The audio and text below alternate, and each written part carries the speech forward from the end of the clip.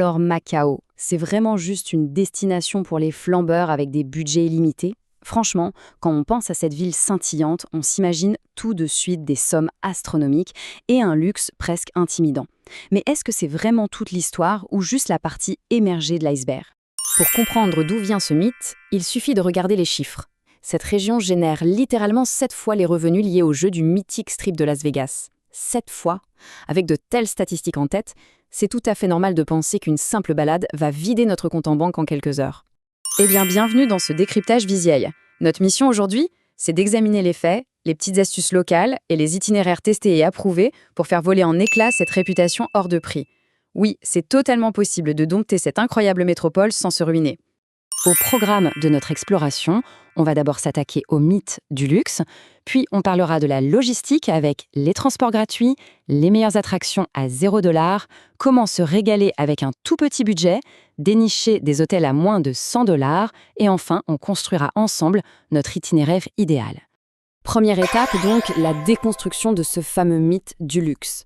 Il est grand temps de remettre les choses dans leur contexte avec de vrais chiffres. Le contraste est juste saisissant.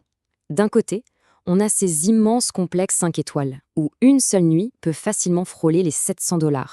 Et de l'autre, eh bien, il a été prouvé qu'un itinéraire complet de 2 jours, incluant tous les repas, les transports et les visites, coûte environ 220 $ en tout.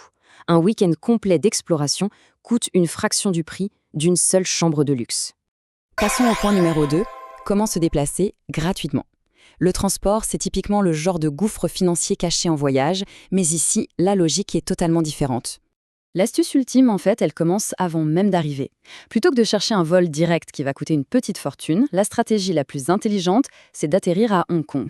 À partir de là, on prend un bus de 30 minutes via l'immense pont qui relie les deux régions, ou bien un ferry direct d'une petite heure. C'est vraiment la méthode recommandée par les experts pour réduire drastiquement le coût du voyage dès le départ.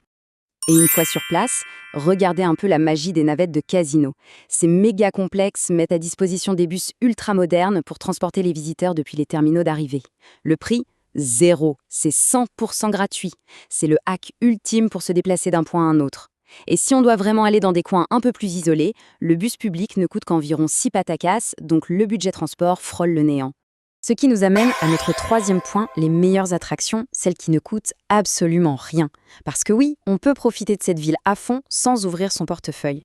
On parle ici d'expériences de niveau mondial. Que ce soit la majesté historique des ruines de San Paul ou de la place Senado qui sont classées à l'UNESCO, la démesure absolue des canaux du Vénitienne ou même le ballet aquatique grandiose du Wynn. On évolue littéralement dans un environnement à plusieurs milliards de dollars, mais pour un coût d'entrée de 0 $. Et écoutez bien ça, c'est la petite pépite inattendue, le pavillon des pandas géants. Il se trouve à l'intérieur d'un grand parc et l'entrée est elle aussi complètement libre. C'est une vraie surprise de trouver une pause nature comme celle-là, totalement gratuite, surtout quand on voyage en famille ou qu'on adore les animaux.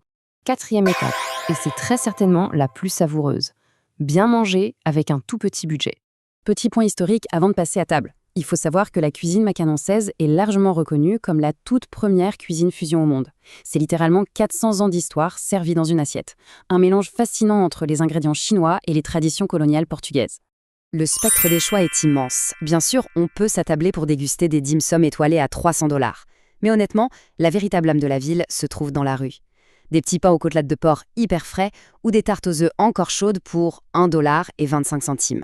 Franchement, pas besoin d'un compte en banque bien rempli pour vivre une expérience culinaire de fou. Voici quelques délices qu'il faut absolument goûter. D'abord, le minchi, le plat réconfortant par excellence. De la viande hachée, de la sauce soja, des petites pommes de terre frites et un œuf par-dessus. Ensuite, il y a les fameux petits pains au porc, croustillants à soie, et les irrésistibles pastéis de nata, ces tartes aux œufs incroyablement feuilletées. Et pour un repas décontracté, pourquoi pas un bon riz aux fruits de mer près de la plage? Bref, la nourriture économique ici est tout simplement délicieuse. Passons à notre cinquième point, et c'est souvent celui qui fait le plus peur lors de la préparation. Trouver un hôtel à moins de 100 $. Mais là encore, les chiffres parlent d'eux-mêmes. On trouve des tarifs démarrant autour de 34 $ pour le Hong Kong Boutique Hotel ou 48 $ pour le Mako Hotel Shi. C'est donc indéniable, dénicher de superbes établissements, propres et confortables à moins de 100 $, c'est tout à fait faisable et ça se fait tous les jours. Mais attendez, voici le secret d'initié absolu. En séjournant au Broadway Hotel, qui est un établissement ultra économique, on débloque un accès gratuit à l'immense piscine à vagues du complexe Galaxy. En gros, on paye le prix d'une chambre modeste, mais on s'ouvre les portes d'un grand luxe. C'est brillant. Sixième et dernière étape de notre analyse, avec toutes ces pièces du puzzle en main, il est temps de construire l'itinéraire parfait. Imaginons ça ensemble. Le matin, on s'immerge dans le charme historique de la place Senado avant qu'il ne fasse trop chaud. L'après-midi, on profite intelligemment des navettes gratuites pour rejoindre le Kota Strip et en prendre plein les yeux devant les spectacles des casinos. Et le soir, on s'échappe vers le calme des petits villages de Taipa ou Koloan pour déguster des tartes aux œufs chaudes sous la lumière des lanternes. C'est l'équilibre parfait entre patrimoine ancien et modernité flamboyante. Et pour s'assurer que ça marche, le timing est crucial. Les meilleures fenêtres pour visiter et faire de réelles économies se situent entre février et mai ou de septembre à novembre. Le petit conseil en plus, on réserve 2 à 4 mois à l'avance pour vraiment sécuriser ces tarifs imbattables. Au final, tout ça nous ramène à une idée très simple mais très puissante. Les meilleurs souvenirs de voyage se mesurent en richesse culturelle, pas en coût monétaire.